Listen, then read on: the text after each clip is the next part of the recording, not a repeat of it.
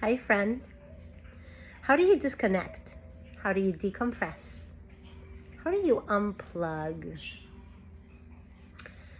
We've had some really busy energies going on with all of these super moons and eclipses and solar activities, and we just had a solar eclipse that's kind of left a lot of us a little foggy up here.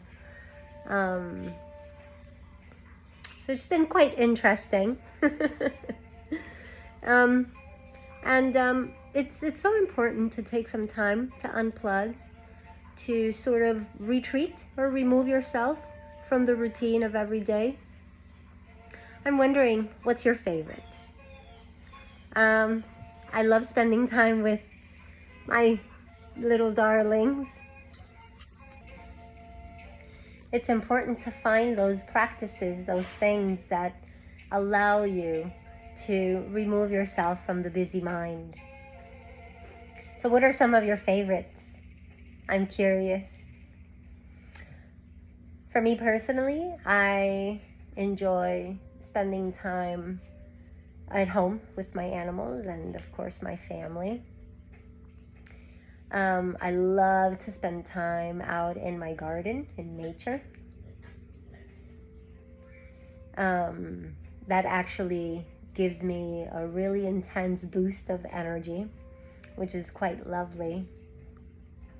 It helps me to clear my mind also, and suddenly I receive fresh new ideas.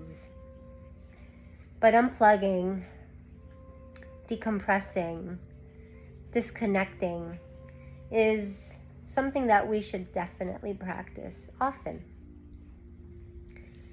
Taking a walk in nature is a good way. Going for a swim.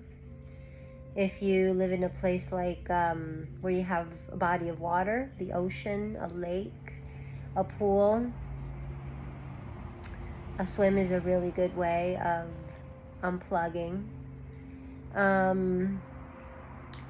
Sitting down for a couple of long, deep breaths where you allow the mind to shift from the busy life. That's a tough one sometimes, right? But it's necessary. I invite you to create those beautiful moments of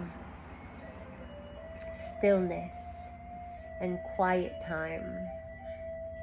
It will help to replenish the energy field.